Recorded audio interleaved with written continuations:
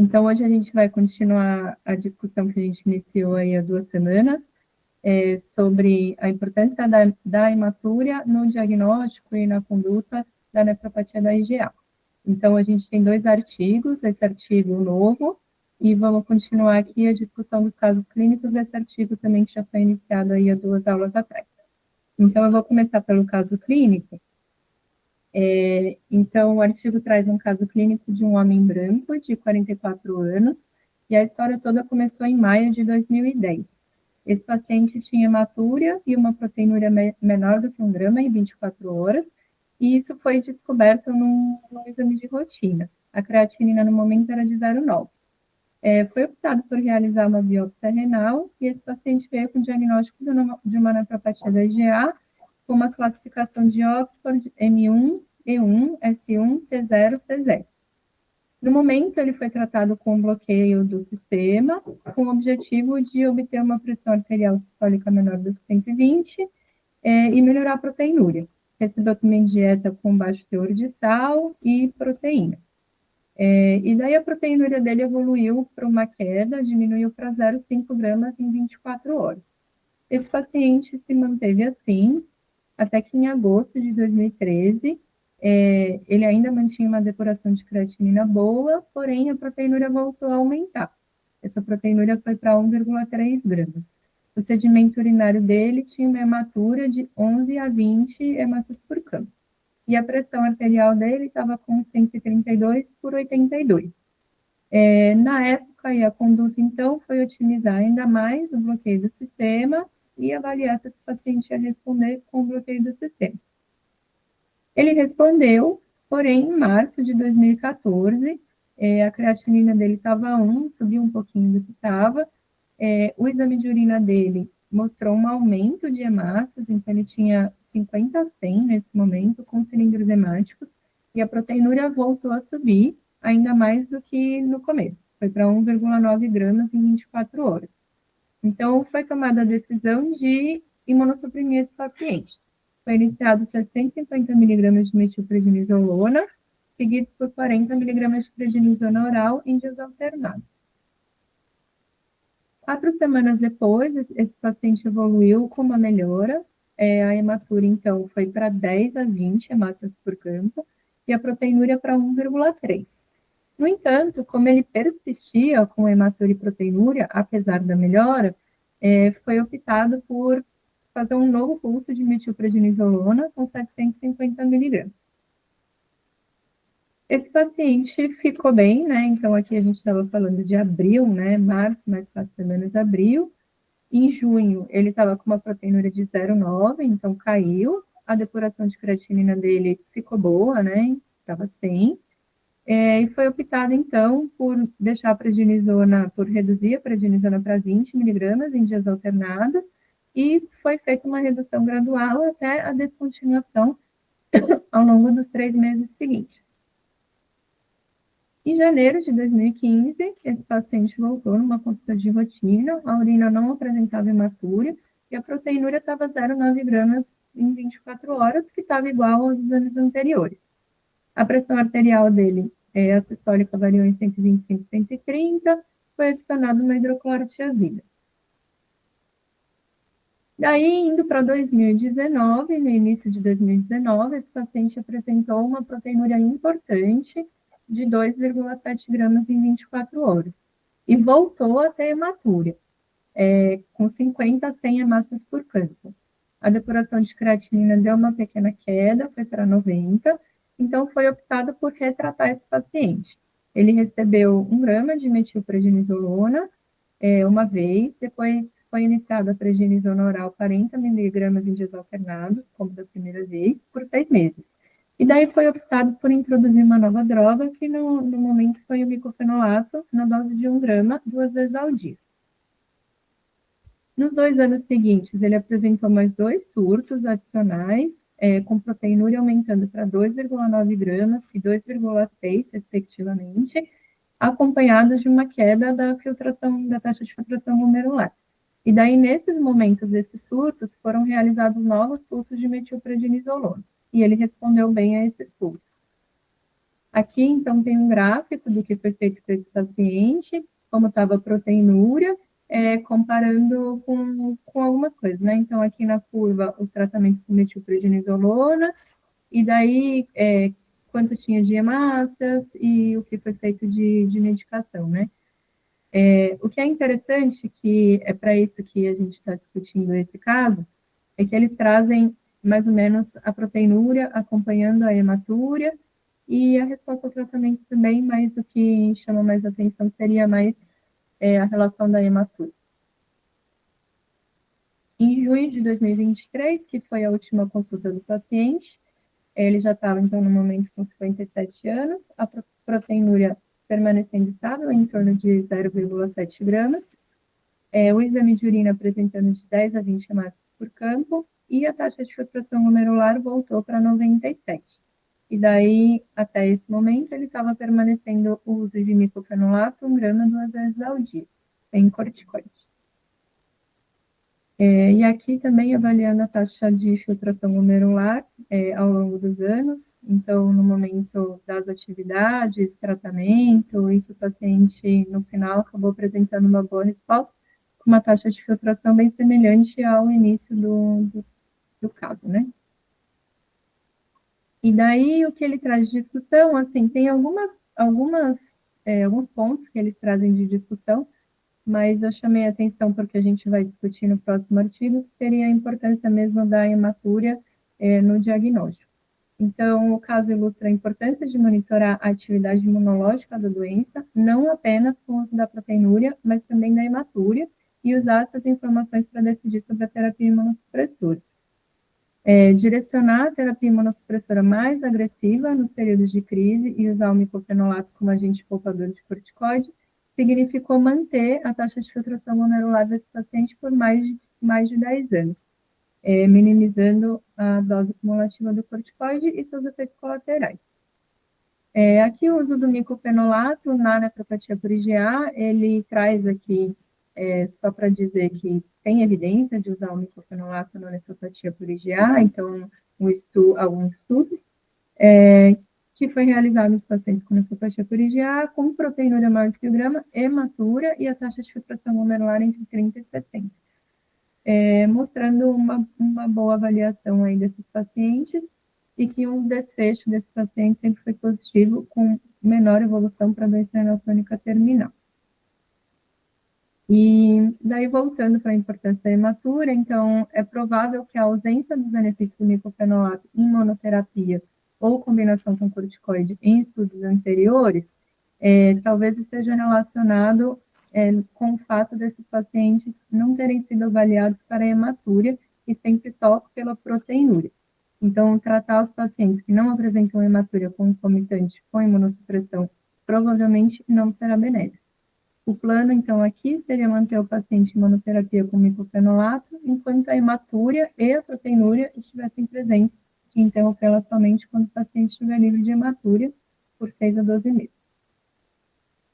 Então, entrando agora no artigo novo, esse artigo é de 2023, também tem, a gente vem falando do Fervenza por conta do outro artigo aqui como um dos principais autores, e ele vai avaliar, então, a presença da microhematúria e os riscos aí da nefropatia por IgA na progressão de doença e como biomarcador na evolução, diagnóstico e evolução. Então, ele relembra um pouquinho de fisiopatologia para falar da importância da hematúria. Então, a subclasse polimérica IgA1 é prevalente em depósitos glomerulares na nefropatia da IgA. No entanto, o diagnóstico de nefropatia da IgA ele é frequentemente antecipado em pacientes por exame simples barato, que seria o exame de urina. Um modelo recente ele incluiu hematúria e relação sérica IgA-C3. Ele foi considerado capaz de prever a nefropatia da IgA numa população chinesa, esse estudo chinês, com sensibilidade de 82,7% e especificidade de 84,8%. Apesar do papel da hematúria como uma característica fundamental da nefropatia da IgA, seja com episódio de hematúria macroscópico, coincidentes com infecções agudas, ou hematúria microscópica, o valor desse biomarcador ainda é debatido e não totalmente respaldado por recomendações internacionais, incluindo a recente edição do CADIGO de 2021. A hematúria macroscópica, inicialmente, foi considerada um evento agudo reversível, caracterizando crianças e adultos jovens com uma nefropatia da IgA não progressiva. Porém, essa posição foi refutada, considerando a presença de hematúria macroscópica em alguns pacientes que evoluíram com rapidamente progressiva, com crescentes. Mais recentemente, injúria renal aguda com possíveis alterações irreversíveis foi demonstrada em casos de hematúria macroscópica, particularmente em indivíduos mais velhos. Descobriu-se que esse evento produz danos intersticiais, consequência à obstrução dos cilindros sanguíneos, ou a atividade pró-oxidante da hemoglobina ou do grupo M, e danos crônicos aos tecidos com progressão da doença. Então, refutando essa hipótese de que a hematúria macroscópica seria algo benigno. Embora a hematúria microscópica não seja específica da nefropatia da IgA, cerca de metade das doenças glomerulares que se apresentam com hematúria microscópica, elas têm o diagnóstico de nefropatia da IgA na biópsia. A hematúria microscópica ela é detectada em aproximadamente 70% a 80% dos pacientes com nefropatia da IgA e é geralmente considerado um biomarcador da nefropatia da IgA, embora a especificidade seja insuficiente. Alguns estudos recentes, eles sugerem que a hematúria microscópica ela é o resultado de dano glomerular da inflamação desencadeada pelos eventos patogênicos que levam à expressão completa da doença. Supõe-se que a produção anormal da IgA1, deficiente em galactose, a Gd-IgA1, ela induz a formação de anticorpos IgG, antiglicanos exclusivos, resultando na circulação e no acúmulo renal de imunocomplexo. Mecanismos inflamatórios são ativados localmente com liberação de citocinas e início das vias do complemento, ativação do sistema complemento. Esse meio pró-inflamatório, ele corresponde à manifestação de hematúria microscópica. Além disso, a liberação de hemoglobina, ela vai induzir, então, esse dano oxidativo também, não apenas em nível tubular, mas também nos podócitos. Então, isso poderia estar associado ao desencadeamento da apoptose e da proteinúria também. Portanto, a hematúria microscópica intensa e persistente da nefropatia da IgA provavelmente não é apenas um biomarcador de dano glomerular ativo, mas também um fator que contribui para o desenvolvimento da proteinúria e progressão da doença. Apesar de ser uma característica clínica da nefropatia da IgA e ter uma relação com a fisiopatologia da doença, o valor da hematúria microscópica na avaliação da atividade e na prevenção de desfechos ou na seleção de pacientes a serem tratados não foi universalmente estabelecido. A variabilidade entre diferentes centros na realização do exame de urina foi considerada muito alta para incluir a detecção e quantificação de hematúria em registros de biópsia renal. Além disso, no período de 1980 a 2000, grande parte do interesse foi desviada para a presença da proteinúria. O valor da redução da proteinúria como marcador substituto para a proteção renal consolidou ainda mais a proteinúria como um único biomarcador para selecionar os pacientes de risco que precisavam ser tratados para a nefropatia da IgA. No entanto, esses estudos não consideraram a diferenciação entre a proteinúria derivada da doença, não associada à inflamação glomerular, como nefropatia membranosa, glomerulosclerose segmentar e focal, e doença associada à inflamação, como a nefropatia da IgA, onde o componente glomerulonefrítico claramente está envolvido. E nesse sentido, eles falham, então, em avaliar o componente inflamatório desse processo patogênico. O fato da hematúria estar geralmente associada à proteinúria na nefropatia da IgA, por exemplo, estava associada em 75% dos casos nos pacientes do estudo STOP, pode explicar por que estudos anteriores encontraram a proteinúria como um fator determinante da progressão, visto que os dados não foram ajustados para o impacto da hematúria. Então, eles não distinguiram hematúria de proteinúria, consideraram aquilo que estava aparecendo junto, hematúria junto com a proteinúria junto com a hematúria. Assim, o papel da proteinúria isoladamente, sem a hematúria, como fator de risco para a progressão da doença renal, não foi avaliado. Em outras palavras, os estudos falharam em distinguir a proteinúria como um marcador de dano crônico da proteinúria associada à inflamação glomerular ativa ao avaliar o risco de progressão de doença renal. No novo milênio, surgiram, então, outros estudos a fim de valorizar a hematúria microscópica como um marcador da doença. Então, ela foi resgatada, o valor da hematúria microscópica foi resgatado por diversos estudos. Essa revisão, ela aponta, então, alguns argumentos sobre a presença da hematúria microscópica e a importância na maioria dos pacientes com nefropatia da IgA para avaliação de prognóstico e diagnóstico. Esse artigo, então, é um artigo de revisão, então traz bastante informação, já falei bastante, mas ainda tem bastante informação, mas, enfim, bem interessante.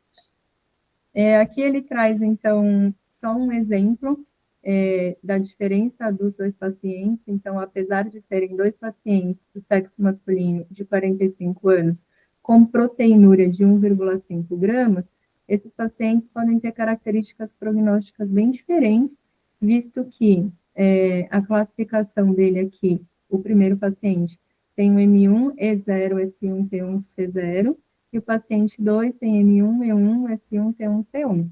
E esse mesmo paciente que teria aqui um E1 e um C1 que o outro paciente não tem hematúria que o outro paciente não tem. Então, aqui, apesar de parecerem dois pacientes iguais, de 45 anos, sexo masculino, nefropatia da IgA, com a mesma proteinúria, e, no geral, o que a gente faria era considerar como se fosse a mesma coisa, eles são pacientes bem diferentes, e é isso que o estudo tenta trazer, essa revisão tenta mostrar. Então, tem alguns tópicos que ele vai trazer. A origem da hematúria microscópica da nefropatia da IgA em alguns modelos experimentais. Então, alguns modelos, nas primeiras tentativas de reproduzir a nefropatia da IgA em modelos animais, eles fizeram injeção de IgA polimérica e isso não demonstrou hematúria. Depois eles foram evoluindo, então, quantidades elevadas de antígeno e anticorpo específico induziam algumas anormalidades urinárias, mas também não demonstravam uma hematúria persistente, nada significativo. O que nessa evolução foi observado, então, alguns camundongos que produziam altos níveis de IgA polimérica desenvolveram depósitos mesangiais espontâneos de IgA com lesão glomerular variável, porém também não apresentavam hematúria, apesar de terem um pouquinho de proteinúria. E daí, o que eles mostraram depois é que esses modelos animais, e daí eles vão continuar aqui, então, os modelos animais que, para o desenvolvimento da microhematúria, seria necessário a ativação do sistema complemento. Então, não bastava só a presença da IgA circulante ou mesmo depositada no mesângio, ele precisava desenvolver, ativar o sistema complemento. Então, ele trouxe aqui para lembrar da patologia, então, a GD-IgA1 no primeiro HIT, resgatando aqui uma IgG, que vai formar um imunocomplexo, que seria o terceiro HIT, e no quarto HIT isso vai se depositar no mesângio. E daí o que vai acontecer é ativar a cascata de inflamação, e daí tem ativação do complemento. E isso lesa a barreira de filtração glomerular, que vai fazer, então, a hematúria, proteinúria, pequena quantidade, e hematúria. Então, no modelo ativo de imunização com camundongos, um outro modelo, um depósito mesangial contendo IgA, foi observado já, mas também não tinha hematúria.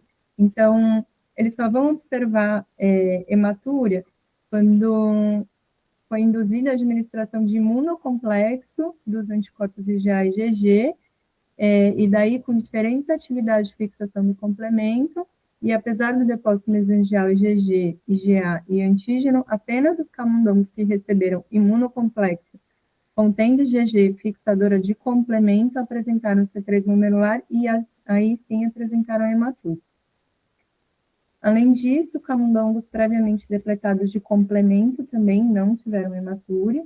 Então, a conclusão disso tudo foi que a ativação do complemento por complexos IgA e IgG depositados ela é necessária para que ocorra lesão glomerular, e então vai se manifestar como hematuria microscópica. Descobriu-se que a composição do antígeno contribui para a gravidade da lesão histopatológica da manifestação da hematuria em um modelo experimental. Alguns camundongos desenvolveram proliferação mesangial difusa grave, necrose segmentar e microangiopatía trombótica quando injetados com polissacarídeo pneumocócico, C, além de complexos imunes IgA-IgA formados por IgA antifosforicolina, que também ativaram complemento. Modelos experimentais recentes e mais sofisticados de nefropatia da IgA também confirmam que uma redução na deposição de C3 está associada a uma diminuição da hematuria. Em outros modelos experimentais, que é um modelo humanizado, que expressa IgA humana e receptor de IgA humana, ele desenvolve espontaneamente nefropatia da IgA, depósito mesangial, e associação de deposição de C3, inflamação renal, e daí também tem manifestação prematura e proteinúria. Num outro modelo, a administração de protease IgA1 recombinante, que cliva seletivamente a IgA humana, ela induziu diminuição acentuada do depósito de IgA1, e daí também na deposição de C3 e também nas células inflamatórias. Então, notavelmente, a hematuria diminui consistentemente após esse tratamento. Após a identificação do modelo dos 4 HITs, a maior parte do interesse, então, concentrou-se na GD e GA1, mas a injeção isolada da GD e GA1 não induziu a hematuria microscópica, visto que os anticorpos antiglicano e a ativação do complemento são necessários para o desenvolvimento completo das características patológicas da nefropatia da IgA. No entanto, a nefropatia da IgA humana, a codeposição de IgG nem sempre é detectada a análise da subclasse, que revelou principalmente IgG2, que em indivíduos normais apresenta propriedades limitadas de ativação do complemento. O papel dos depósitos de IgG e da ativação do complemento foi recentemente abordado em um modelo experimental em que IgG, IgD e IgA1 foram isolados em soro de pacientes com nefropatia da IgA e injetados individualmente ou em combinação com o complexo imune em camundongos imunodeficientes. Enquanto os animais de comparação injetados com IgG ou IgA1 de indivíduos saudáveis não desenvolveram nefropatia da IgA, os outros desenvolveram nefropatia da IgA e apresentaram depósitos glomerulares de A, IgG e complemento com hematúria e proteinúria. A microscopia específica para IgG confirmou a presença de IgG em todas as biópsias de nefropatia da IgA, incluindo aquelas sem IgG na imunofluorescência. Esses achados corroboram o papel da ativação do complemento desencadeada seletivamente por GD-IgA1 e IgG antiglicana específica produzida nos pacientes com a nefropatia da IgA, no desenvolvimento de hematúria e na nefropatia da IgA experimental. E daí, passando para um próximo tópico, ele vai falar da detecção e quantificação da hematuria microscópica, e daí de alguns ensaios. Então, a revisão do sedimento urinário por um nefrologista, ela demonstrou apresentar maior precisão em comparação com a equipe hospitalar de laboratório. Porém, isso é muito raro de acontecer, e a revisão do sedimento urinário é cada vez mais realizada pela equipe do laboratório. E daí foram testados alguns outros ensaios para tentar ter uma avaliação melhor dessa hematuria. E por meio, aqui ele cita né, por meio de um analisador automatizado de partículas, seria esse UF5000, que ele demonstra uma sensibilidade de 94,1% para hematuria. Isso pode permitir uma detecção mais rápida de hematúria do que uma avaliação por uma equipe do laboratório. O F5000 ele utiliza sintometria de fluxo fluorescente, que vai fracionar partículas de urina, e daí ele tem uma boa avaliação da hematúria. É capaz de reconhecer partículas de urina e caracterizar as hemácias. Ele divide em dois subtipos, hemácias pequenas e hemácias lisadas, e isso, eles fizeram os testes com a nefropatia da IgA e demonstraram alta correlação da hematúria glomerular como observada na nefropatia da IgA. Esse tipo, que seriam as hemácias pequenas, ele apresentou alta correlação com a presença de hemácias dismórficas. Os graus de microhematúria são geralmente relatados como 0, menor que 3, 3 a 10, 11 a 20, 21 a 30, até mais de 100 hemácias. Porém, não há consenso sobre o que é considerado hematúria significativa, clinicamente significativa, e diferentes estudos utilizaram diferentes pontos de corte. Em geral, a hematúria microscópica leve é considerada de 3 a 10 hemácias por campo, o que corresponde a uma cruz no dipstick, na fita reagente. Hematúria moderada é considerada de 11 a 20, correspondendo a 2 a 3 cruzes. E hematúria significativa maior que 21, alguns lugares maior que 28, alguns lugares maior do que 31. Aqui, então, comparando a avaliação da hematúria, então, o que seria o grau de hematúria mínimo, médio, moderado, severo, aquilo que é feito, né, detecção do método standard por microscopia, o que seria da fita reagente, e esse método que ele sugere, que é o do UF5000.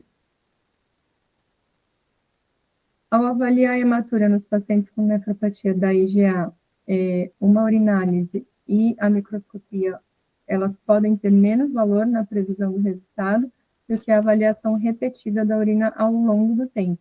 Isso a gente falou na semana passada, que seria aquela média da hematúria temporal. Então, isso foi desenvolvido para levar em conta alterações da hematúria ao longo do tempo nesses pacientes com nefropatia da IgA. Essa hematúria, que ela é a média da hematúria, ela calcula o grau de hematúria ao longo do tempo.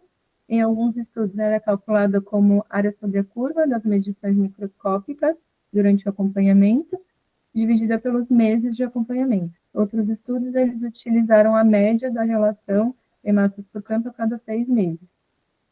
De qualquer forma, a presença da microhematúria ao longo do tempo é provavelmente mais valiosa do que a hematúria observada num determinado momento isolado, independentemente da sua gravidade. A maioria, então, correlacionando microhematúria às características patológicas da nefropatia da IgA, com foco nas crescentes e hipercelularidade endocapilar.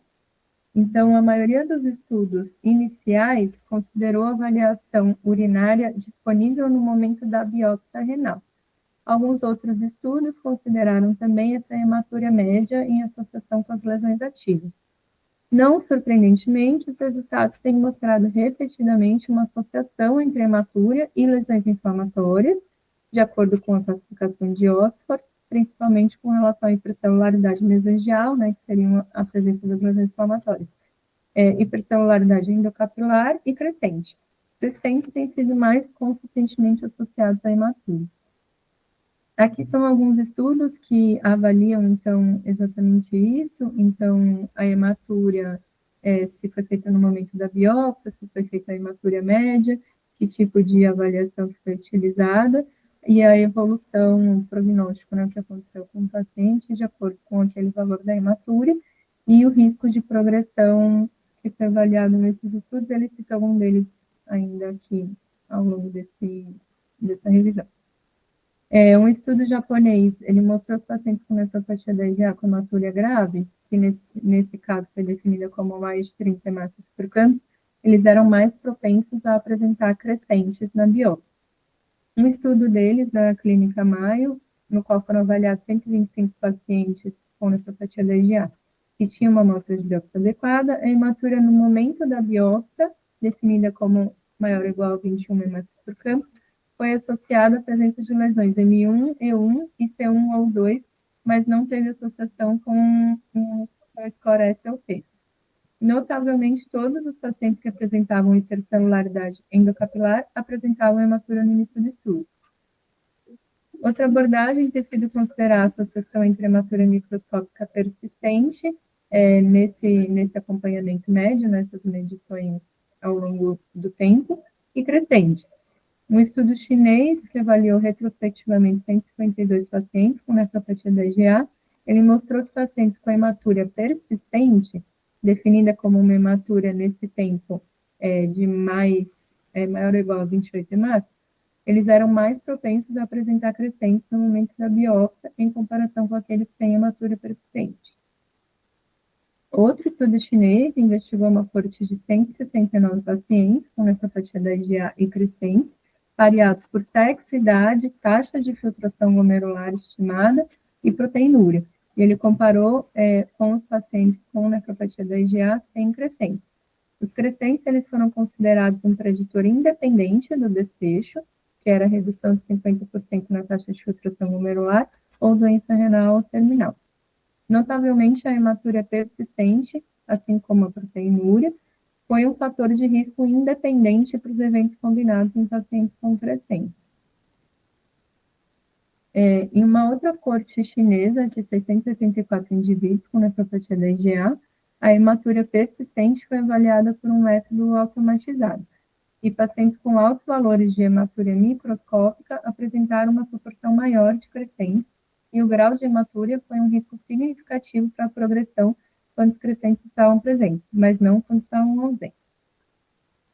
Em conjunto, os dados sugerem que a hematúria microscópica relevante no início do estudo ou persistente ao longo do tempo caracteriza pacientes com nefropatia da IgA com lesões histológicas tipicamente associadas à inflamação. A hematúria foi mais frequente em casos com destruição grave de membrana basal glomerular, o que se acredita favorecer a formação dos crescentes.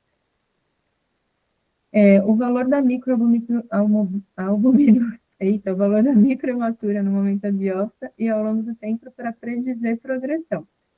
Quando se trata de avaliar o valor da microhematura na predição de desfechos renais e progressão para doença renal crônica terminal, houveram alguns dados conflitantes ao longo dos anos. Isso se deve, em parte, à falta de mensuração padronizada na avaliação da hematura.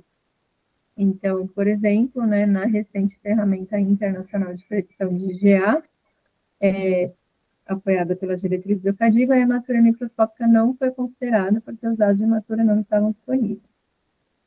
Aqui, então, a associação de microhematúria e a biópsia renal, no momento, então, pré-tratamento, quando foi avaliado, no momento da biópsia, e a hematúria ao longo do tempo, e a classificação histológica, então, presença de lesão C, crescente, E, M, e associação de risco entre essas medidas. Um estudo unicêntrico com 437 pacientes de nefropatia por IgA acompanhados por uma média de 107 meses, ele indicou o valor da hematúria microscópica na ausência de hematúria macroscópica recorrente como um preditor de insuficiência renal.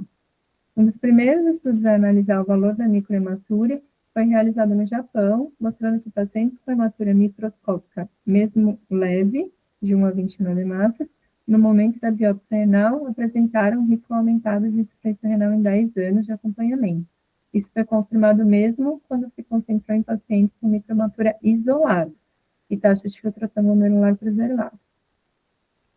Por outro lado, outros estudos não conseguiram demonstrar a associação entre hematúria a partir do momento da biópsia e o prognóstico renal a longo prazo. Esses dados foram possivelmente afetados pelo uso de uma única avaliação urinária, que foi no momento da biópsia renal, e pela falta da quantificação da contagem de hemácias na urina. Um estudo colaborativo nacional espanhol mostrou excelentes resultados em pacientes com microhematúria, que apresentavam proteinúria mínima ou ausente, mas, novamente, o grau da hematúria não foi quantificado. Outros estudos que quantificaram o grau da hematúria a partir do momento da biópsia demonstraram que o grau maior de hematúria está associado a um pior desfecho renal. Entre 95 pacientes suecos acompanhados por uma mediana de 11 anos, aqueles com hematúria microscópica de alto grau apresentaram um risco previsto maior em 5 anos pela ferramenta de predição de risco de nefropatia da IgA, 8,8 versus 5,6, em comparação com os pacientes com menor grau de hematúria. O desfecho composto de uma redução de 50% na taxa de filtração glomerular ou insuficiência renal foi detectado em 26% dos casos de microhematura de alto grau versus 6,3% nos casos de microhematura de baixo grau. Essas diferenças não alcançaram significância estatística, possivelmente devido ao número limitado de pacientes. Em uma das maiores coortes da China, na qual 1.333 pacientes com nefropatia da IgA foram avaliados, e a hematúria foi avaliada por meio de métodos automatizados e manuais, a hematúria persistente foi significativamente associada a um risco aumentado de insuficiência renal, após ajuste para sexo, pressão arterial, taxa de filtração glomerular, score MASH-C e uso de terapia imunossupressora ou usando um método automatizado. Os resultados foram os mesmos quando a urinálise foi realizada manualmente. Resultados semelhantes foram observados na corte da Clínica Maio, na qual cada aumento no grau de hematúria durante o acompanhamento foi associado a uma diminuição significativa na taxa de filtração glomerular, em torno de 0,8, após ajuste para proteinúria e score-T. Os resultados não se alteraram após considerar o tratamento e o tempo do acompanhamento. A diminuição na taxa de filtração glomerular foi mais pronunciada naqueles com hematúria maior ou igual a 21 hemácias por campo. Os resultados foram confirmados em uma corte de 112 pacientes na Espanha. Após um acompanhamento médio de 14 anos, a proporção de pacientes que atingiram a insuficiência renal foi maior entre aqueles com hematúria persistente em comparação com aqueles sem hematúria ou hematúria mínima. A hematúria média foi um preditor independente de progressão para a doença renal crônica. Uma meta-análise recente, com 5.660 pacientes com nefropatia da IgA, concluiu que a hematúria microscópica persistente estava associada a um aumento significativo de 87% no risco de insuficiência renal a longo prazo. Mais recentemente, em outro grande estudo realizado na China, com mais de 600 pacientes, a hematúria de alto grau apresentaram maior risco de progressão para a doença renal crônica em comparação com aqueles com hematúria de baixo grau, após a comparação dos grupos, com base em idade, sexo, taxa de filtração glomerular e tempo de acompanhamento. Em outro estudo, também chinês, no qual foi adotado um método automatizado para medir as hemácias, entre os 152 pacientes, 62% apresentaram hematúria persistente, com duração até o final do acompanhamento. A hematúria média foi independentemente associada a um risco aumentado de progressão. Apesar das diferenças observadas nos estudos todos, que foram citados, um tema surge ao analisar todos os estudos combinados. Quanto maior o grau de hematúria e mais persistente a hematúria, maior a probabilidade de progressão da doença renal e a taxa de doença renal terminal ao longo do tempo, mesmo após ajuste para a taxa de filtração glomerular basal, proteinúria, idade, sexo e histologia, sugerindo que a hematúria é um biomarcador fundamental em pacientes com nefropatia da IgA e deve ser monitorado ao longo do tempo. O valor da remissão da microhematúria. Um estudo analisou uma corte espanhola de 112 pacientes, mostrando que hematúria e proteinúria persistente estavam associados a um desfecho renal ruim, mas também mostrou que o desaparecimento da hematúria retarda a taxa do declínio de filtração, a taxa de declínio da função renal. O desaparecimento da hematúria ele foi definido como ausência de hemácias ou menor do que 5 por campo em todos os exames de sedimento urinário realizados durante pelo menos 3 anos da última consulta. De 112 pacientes, 52 apresentaram desaparecimento da hematúria. A taxa de declínio da função renal naqueles que apresentaram desaparecimento da hematúria diminuiu significativamente de uma taxa de menos 6,4 para menos 0,18. Em pacientes que foram tratados com imunossupressão, a hematúria desapareceu mais rapidamente, e nesse estudo a presença de proteinúria isolada sem hematúria foi associada a um baixo risco de progressão. Em um estudo mais recente de um grupo japonês que realizou uma análise semelhante, 74 pacientes, nenhum dos pacientes que alcançou remissão da hematúria atingiu o desfecho primário, que era a perda de função renal. Pacientes com hematúria e proteinúria persistente apresentaram piores desfechos renais. Os nefrologistas japoneses foram os primeiros, agora avaliando microhematura na resposta ao tratamento. Eles foram os primeiros a considerar a remissão da hematúria como um benefício associado à terapia, pois relataram que a terapia mais comum usada no Japão, que é a amidalectomia associada ao pulso de corticoide, foi considerada eficaz para alcançar a remissão da hematúria em 67% dos pacientes. A repetição de pulso de corticoide induziu remissão de hematúria em 57% dos não respondedores iniciais. A presença de hematúria microscópica grave, frequentemente associada a crescente, foi preditiva dos benefícios dos pulsos de metilprednisolona, visto que a trajetória da taxa de filtração glomerular após os pulsos de metilprednisolona ela melhorou apenas em pacientes com hematúria grave pré-tratamento, ou score C2.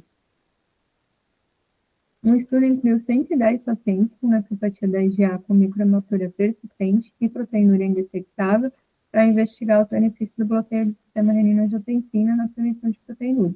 Esse tratamento também diminuiu o risco de desenvolvimento de proteinúria e aumentou a remissão de hematúria também. Bom, depois de tudo isso, concluindo. O único biomarcador validado e apoiado pelo CADIGO como preditor de progressão, identificando assim pacientes que necessitam de tratamento, é proteinúria, no CADIGO 2021, ainda maior do que 1 grama, persistente após cuidados de suporte máximo.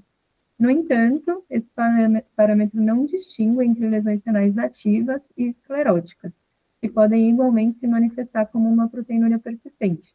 A hematúria microscópica, em observações repetidas, surgiu como um biomarcador de atividade em pacientes com nefropatia da IgA, independentemente da proteinúria, mas ainda mais na presença de proteinúria.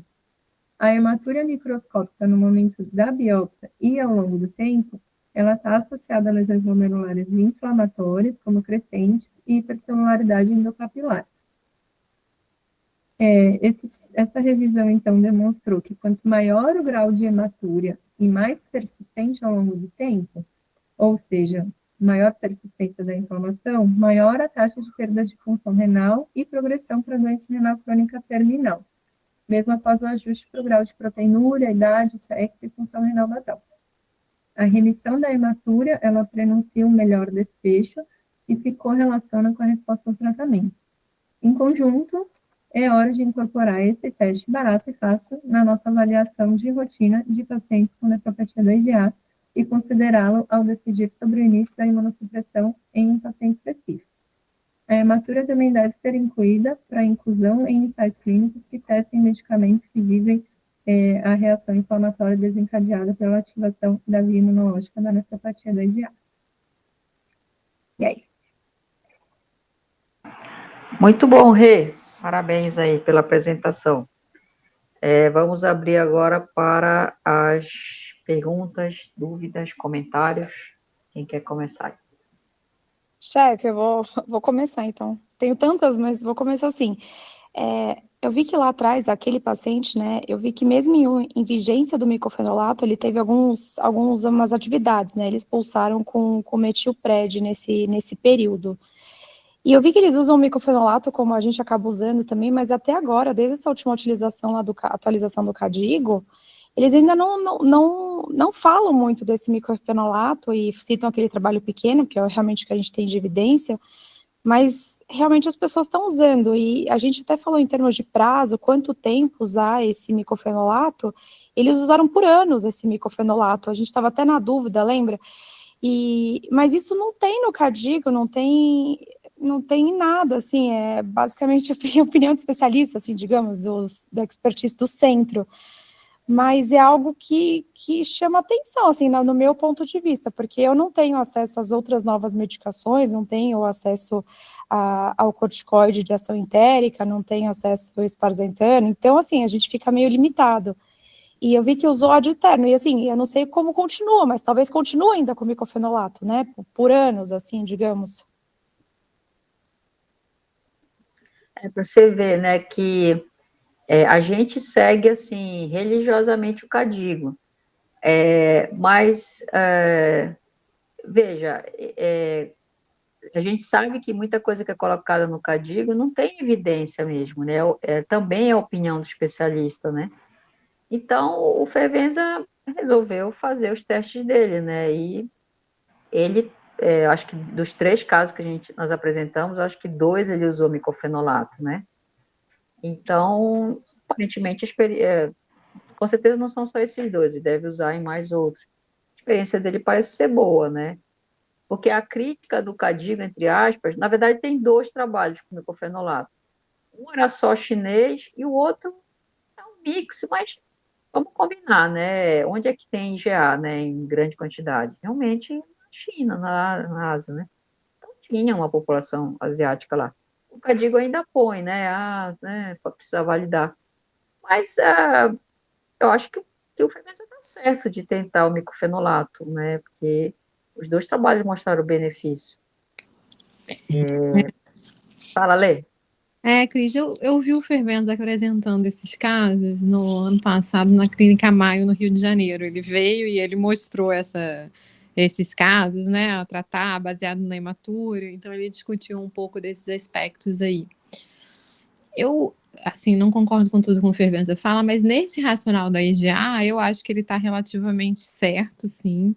É difícil, às vezes, a gente ter a evidência que a gente gostaria, né, para validar o que a gente está fazendo. E assim, Nathalie, sobre o tratamento prolongado, eu acho que, infelizmente, pelo perfil fisiopatológico da IgA, a gente depende de um tratamento prolongado mesmo, né? Porque a gente ainda não tem dentro da prateleira. E o que muda o esquema inicial. Eu acho que talvez quando a gente estiver com todo o cardápio de tratamento, a gente consiga utilizar essa droga antiproliferativa menos, porque eu já consegui, por exemplo, controlar com corticoide intestinal a formação da IgA, e aí, eu controlando a formação da IgA, eu posso tirar o antiproliferativo do meu paciente. Mas eu acho que é justamente isso que a gente tem que entender. Enquanto eu não tiver controlado a formação da IgA, se eu não estiver usando antiproliferativo, a IgA vai estar depositando lá e vai estar acontecendo isso. Então, possivelmente, a gente vai ter que pensar depois no tratamento nessas fases. O que eu ainda tenho dificuldade é depois como é que eu tiro a formação da IgA, né?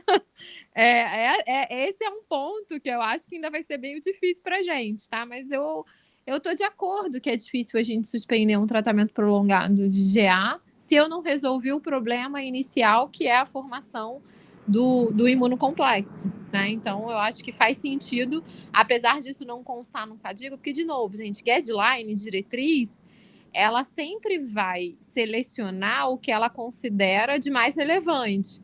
Já a experiência e a opinião do especialista, ele vai fazendo o que ele entende da fisiopatologia e do mecanismo da doença e vai aplicando. E ali eu acho que eu vejo sentido, como eu vejo sentido a gente trazer mais a hematúria para a prática clínica, até porque é uma marcação importante de atividade, proliferação e de vários outros aspectos aí, né? Então, é isso, eu acho. Chefe, é que a gente discutiu isso, inclusive, nas outras semanas, e é exatamente isso, que o que é angustiante é que enquanto está com a imunossupressão, que a gente consegue controlar do ponto de vista imunológico, a gente ficou um pouco mais tranquilo, às vezes a hematúria pode reduzir ou sumir, mas é essa questão que a gente tira, seja corticoide, micofenolato... Vai voltar.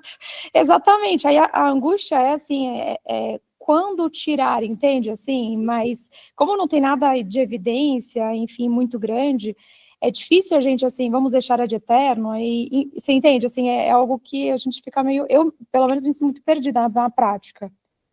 Mas eu acho que vai ser assim, minimamente eu penso que vai ser uma manutenção prolongada, entendeu? Se a gente um dia vai conseguir tirar, não sei. Mas nesse perfil, né, que eu acho que já tem alguns perfis onde o paciente, nesse caso mesmo aí que vocês apresentaram, né, que várias vezes foram vários pulsos e toda vez que você diminui a imunossupressão, o paciente volta a ter atividade, esse é um paciente dependente de um tratamento de manutenção mais rápido. Eu acho que tem outros perfis que a gente trata, que o doente melhora e ele não volta, né, a apresentar. A gente tem essas IgAs também, então é uma coisa meio de tentativa e erro, né, como diria a doutora Vicky, quem viver verá, e aí a gente vai ajustando o tratamento. Mas eu acho que tem uns que vai ficar mesmo, essa é a impressão. Na nossa angústia toda e no sofrimento, mas é o que fica, né? Doutora, doutor, né, na realidade. Aquele paciente, os estudos que a gente tem, assim, eram clearance, alguns até 30, né, mas não abaixo disso. Mas aquele paciente que a gente vê, que a gente já trata, a gente vê que é um cara que está tendo atividade imunológica, mas já está com clearance mais baixo, tem um certo nível de cronicidade, mas a gente está conseguindo manter ele em conservador, não está indo para diálise. Partiria desse racional de tentar deixar uma certa imunossupressão, ou já com um nível de cronicidade mais avançado, deixa ir para diálise e um abraço, sabe? Eu tenho muitos pacientes que estão nessa linha de, sei lá, 20 a 30 de clearance, 20 a 35, e tem um nível de fibrose já intersticial de, sei lá, 60%, e aí a gente fica, tá, vamos esperar torrar o resto do rim, ou a gente atua mais ativamente do ponto de vista imunológico? Porque, assim, antiproteinúricos, hoje em dia a gente tem DAPA, EMPA, tem IECA, o BRA, às vezes um diurético, mas já está com tudo isso, continua com uma proteinúria acima do alvo. Talvez pensaria nessa questão de colocar uma imunossupressão nesse paciente que não é tão clássico, assim, de livro, porque um cara que tem um clearance acima de 70, 80, eu acho que ninguém tem dúvida, mas esses que estão um estádio lá, tipo, sei lá, entre 4 a 3B, eu acho que é meio complicado. Eu estou tirando uma dúvida, porque é o que a gente mais vê, infelizmente, eu não sei se a gente tem, eu não chegam pacientes ótimos com clearance de 80, de 90, de 70, não é o perfil de paciente que a gente atende, é um cara que já chega com 40, 30, enfim, aí você fica um pouco na dúvida, né, porque não é muito de livro, como tenho duas experts aqui, eu queria tirar essa dúvida, porque é algo que realmente é muito do dia a dia. Eu acho que quanto menor o clearance, né, o que a gente precisa lembrar é que maior vai ser o efeito do imunossupressor, né? Então, maior vai ser a chance de um efeito colateral do imunossupressor. Isso aí, inclusive, com corticoide, eles mostram para você pesar muito, porque você vai aumentando a chance de ter mais complicações. E eu acho que isso não muda muito quando você está usando outros imunossupressores. Então, assim, de verdade, eu não sei te definir qual o clearance que eu não usaria mais, né? Até porque eu acho que outros fatores, inclusive histológicos, talvez me fizessem apostar mais ou menos numa imunossupressão. Mas, assim, num alto grau de cronicidade, com mais uma proteinúria residual, eu tenderia ali a usar menos imunossupressor do que num paciente que tem um clearance melhor, com mais hematúria, por exemplo, e mais atividade, entendeu? Mas também não vou te dizer assim, se eu pegar um doente com 30, 40 de clearance, onde eu ainda tenho uma biópsia com muita hipercelularidade de tudo e uma hematuria importante, eu não tentaria um curso de imunossupressão e veria como ele fica, né? Dependendo da idade e tudo mais, eu acho que talvez eu ainda fizesse. É difícil isso, né? Porque a gente vai ver caso a caso. Mas eu acho que o que a gente tem que ponderar é que quanto pior a função renal, quanto mais ele caminha para diálise, também mais alto a gente paga no risco de efeitos colaterais da imunossupressão, né? Então, esse é o nosso dilema eterno. Não sei, tia. Vocês acreditam? Não é algo que não faria de jeito algum. Por exemplo, assim, sei lá, um cara que você faz a biópsia, você vê que tem muita inflamação e tem um nível de cronicidade de fibrose importante, mas, sei lá, tem um clearance, sei lá, entre 25 a 35. Você vê que tem bastante inflamação, bastante atividade. Por mais que a gente não tenha exames que mostram, assim, um clearance abaixo de 30, é algo que a senhora tentaria ou não? Eu acho que eu tentaria pelo menos um período, tá? Ainda com bastante atividade, eu acho que eu faria um período para ver se a gente consegue melhorar alguma coisa, né? E aí, dentro disso, avaliando a resposta dele, a gente vê se a gente manteria ou não, né? Não tive nenhuma resposta, nenhuma melhoria do clearance, eu só tô dando imunossupressão e aumentando o risco de infecção, eu tiro, ou se eu conseguir melhorar alguma coisa, aí eu talvez manteria por um tempo mais prolongado. Eu acho que eu pensaria basicamente assim, tá? Mas pelo menos uma prova terapêutica numa situação dessa, eu tentaria sim. Porque assim, tô falando que eu tentaria em mim, né? É aquela coisa assim, eu acho que se eu tivesse nessa situação, eu queria tentar atrasar a minha entrada em diálise, entendeu? Então eu acho que pelo menos um curso e um teste terapêutico nesse sentido eu faria, sim. Se eu tô 100% certa que é o melhor caminho, eu não tô. De verdade. A gente não tem, né, essa resposta do ponto de vista de literatura, mas acho que vale. Tá? Eu acho que o que esses artigos trazem é que as lesões E1, C1, C2 são lesões que a gente precisa tratar, né? Uhum. Então, talvez mesmo um cara com cronicidade, mas com E1 e C1, C2, é um cara que merece nosso olhar.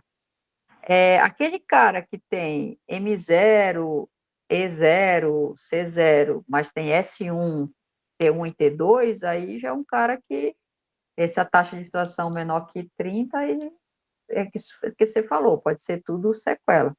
Eu acho que a grande dúvida é quando tem o M sozinho, M1, e, e, e as cronicidades, né, S1, T1, T2, esse M1, né, que eles também dão valor, né, também dão valor esse M1, né, o que a gente tratar vai sobrar dele, né. Aí, talvez, a gente discutiu muito essa questão que ele fala que a gente ainda não sabe, talvez, avaliar a hematúria mesmo, né? O nosso exame talvez não seja adequado, o quanto de hematúria eu vou avaliar, e essa questão da hematúria persistente, não da tal da flutuante, né? Hematúria persistente. Então, talvez precisa de um refinamento aí nessa. Aí talvez até a gente possa apresentar na outra aula, ler aquele artigo de CD 163, parece que você mandou, se não é um marcador melhor, mais confiável para a inflamação que a hematúria, né? E até o grau de hematúria, né, Cris? Isso é uma coisa que vale a pena a gente pegar das nossas IGAs aí e tentar depois dividir os graus de hematúria em quartil para ver se os desfechos são diferentes, né? Porque isso é realmente um aspecto que talvez a gente tenha cutoffs diferentes para os diferentes, né? Ou fazer assim uma média de hematúria do paciente pelo período e ver se essas médias de hematúria distintas se correlacionam melhor, né? E são preditores melhores. Eu acho que realmente a gente ainda não sabe interpretar a hematúria da melhor forma, né? Na hora que a gente está definindo os tratamentos, mas eu acho que é legal e eu poderia assim apresentar, né? Esse tema aí tá bom de discutir.